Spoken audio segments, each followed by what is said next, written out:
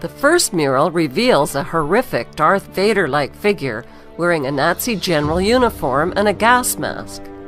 The gas mask indicates that the next war will use depopulating biological or chemical agents. The white dove that he is killing symbolizes peace. On the right are destroyed buildings reminiscent of the Twin Towers. The Nazi general's scimitar's sword has been swished through the air, leaving behind a rainbow chemtrail that poisons the air and ethnic population below it. On the left is an endless line of weeping women refugees holding dead babies. There is no trace whatsoever of violence to the dead children, who appear to have died from the deadly gas of the toxic rainbow. Why are there no men present? Presumably, they have all been killed. The Nazi general's scimitar's sword that destroys peace is a symbol used by the Shriners, who are Freemasons. Freemasonry is a fraternity within a fraternity. Outwardly, it is a friendly charitable organization that conceals an inner brotherhood of the 33rd degree elect. The next airport mural shows a forest and a city in flames. The world's endangered animals and plants are extinct: buffaloes, whales, leopards, elephants, and sea turtles. The sickly haze and leaping flames suggest a nuclear or biochemical devastation. Children are the only survivors, and they are weeping over 3 open caskets of an African girl on the left, a native girl in the center, and a white Judeo-Christian girl on the right. They represent the death of the old black, red, and white root races to make way for the New World race. The dead white girl in the coffin holds a Bible and a yellow Juden star, which was used by the Nazis to identify Jews. It symbolizes the death of Judeo-Christian beliefs. Another child holds a Mayan tablet depicting the end of the Mayan calendar and the end of the world as we know it. In the third mural, the apocalyptic war has ended. Children of all nations are joyfully giving up their nation's sovereignty to the blonde-haired, blue-eyed German boy at the center. They are all turning over their weapons wrapped in their country's national flag to the German boy. The Bavarian jacket leaves no doubt whatsoever that the blonde-haired, blue-eyed boy is German. He symbolizes the Bavarian Illuminati.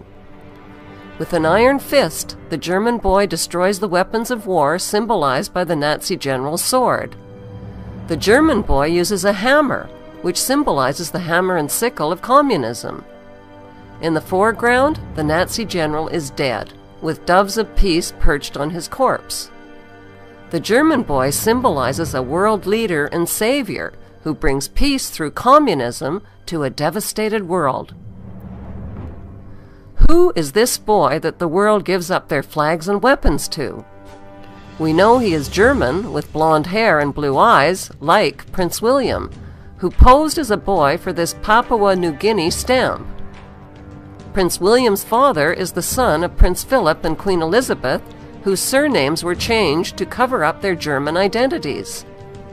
Prince William's mother, Diana, was allegedly the daughter of James Goldsmith, a German Jew. In the fourth mural, the earth is restored, including the endangered species, the land and water. This future world is populated not by adults, but by parentless children. What happened to the adults? The children are in a dance line that is led by the Scottish boy, who symbolizes Scottish Rite Freemasonry. Also, on the far left is an African woman carrying a snake banner.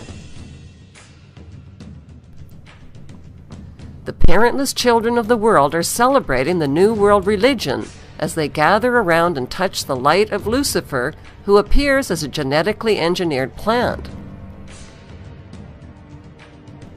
The plant is a floral version of the colorful bird known as the Quetzalcoatl, or feathered serpent. It is symbolically inseparable from the morning star and Lucifer. The main theme of the Denver New World Airport murals is an apocalypse, with massive depopulation, extinction of species, the death of Judeo-Christian beliefs, and the birth of one world government, one world ruler, and one world religion. The next stop on our Seeing is Believing tour is Charlotte, North Carolina, where the headquarters of America's largest bank is located, the Bank of America. Here, we find more eerie, bone-chilling paintings describing the apocalyptic story of humanity's future in pictures. 3 prophetic frescoes are prominently displayed in the Bank of America's main lobby. Like the Denver murals, they tell a symbolic story which is understood by those in the know. In the first mural, the central figure is a blue-eyed, blonde-haired German boy wearing a Nazi overcoat, clicking his heels together and standing at attention on the checkerboard floor that is a classic symbol of Freemasonry. Who is he? He is the same boy found in the Denver Airport mural, but he is older in this continuation mural. Notice the phallic hand gesture in the comparison photo of the young, blonde-haired, blue-eyed Prince William. Similarly, the boy in the mural has a subliminal erect phallus on his Nazi overcoat, symbolizing power. By erasing the boy's right arm, it becomes clear that the flames of the burning bush are shaped like a hand, and the bush itself is shaped like an arm that is positioned at the boy's shoulder. It now becomes obvious that the German boy is making a straight-arm Nazi salute.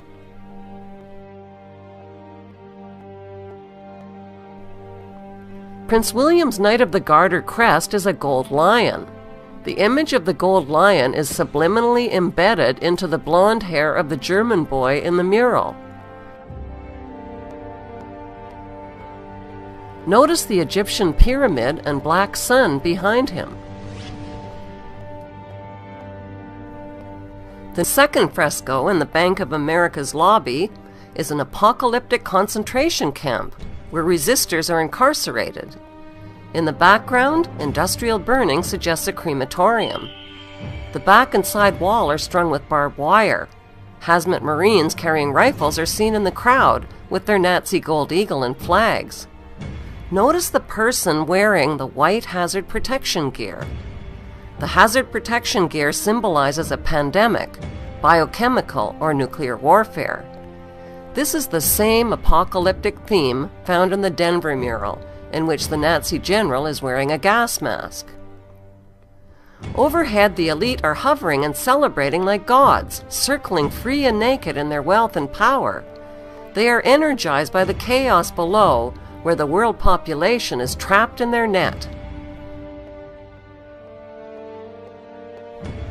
All races and creeds are caught in the net of riots and protests, including a Catholic bishop, a nun, and a handcuffed man.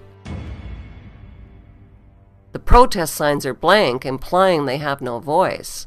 The street signs are also blank, implying there is nowhere to go. The last fresco has a mission accomplished theme. It illustrates the post-apocalyptic rebuilding era that creates order out of chaos. The red dragon in human form is etched into the hillside at the top of the fresco. He sleeps peacefully while the miners serve him. These miners are a reminder of the internationally televised Chilean mine disaster and rescue in 2010. 33 miners were rescued in a ceremonial raising of the phoenix. The ritual was an announcement to 33rd degree Masons that Lucifer is rising. The date of the rescue ritual was October 13, 2010, which is 13-10-10. 13-10-10 adds up to 33. Where did the Chilean president travel to the day after the rescue ritual? Buckingham Palace. He personally delivered a mine rock to the Queen that had been raised from the mine as a symbol of the risen phoenix. This president has met the Queen at London's Buckingham Palace. I've got a gift for you. This is a piece of rock.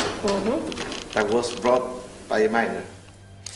Sebastian Pinera presented the monarch with a souvenir from the San Jose mine, where 33 of his countrymen were trapped for 69 days.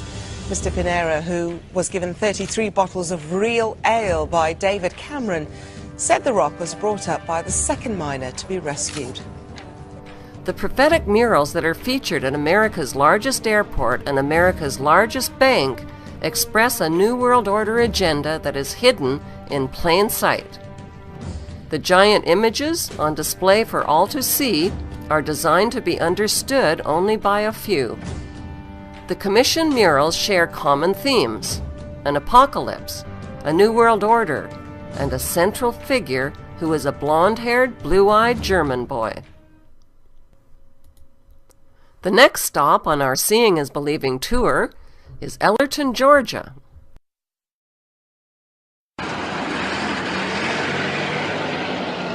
Next, we turn to the town of Elberton, Georgia, the granite capital of the world. Elberton is famous for its production of tombstones, exporting some 250,000 tombstones every year.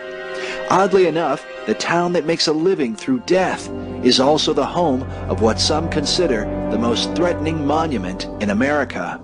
A monument that some believe is a symbol for the coming Holocaust, promoting a depopulation effort at a massive scale. It was back in 1979 when a stranger came to Elberton, Georgia. Now, Elberton, Georgia is on the eastern part of Georgia, very close to the South Carolina border.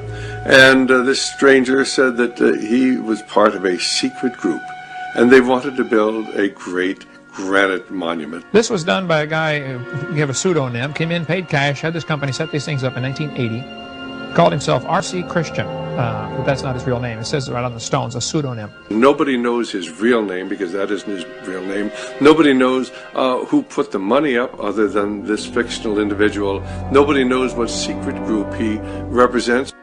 Of course, Elberton mines granite. They make tombstones there.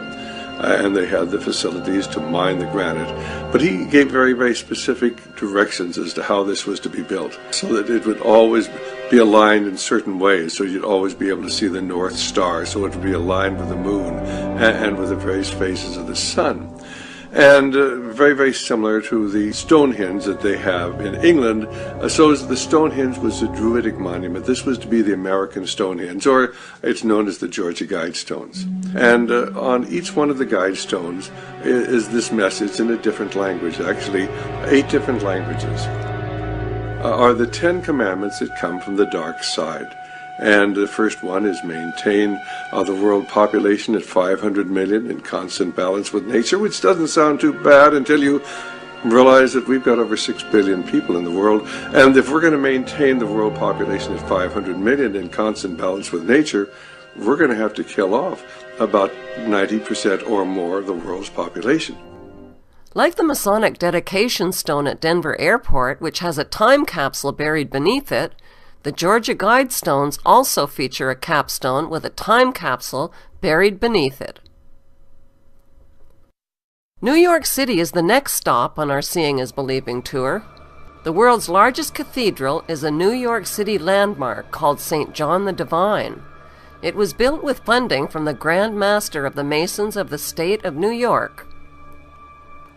Using the art style of the grotesque, this sculpture next to the cathedral features sun worship, bizarre mythical creatures, and the upside-down head of Satan. There is a John Lennon quote that says, "One day the world will live as one." On the western facade of the cathedral, stonemasons have sculpted a chilling depiction of the collapse of the Twin Towers and the destruction of New York City and its landmarks. This scene was created in 1997, 4 years before the destruction of the Twin Towers on 9/11.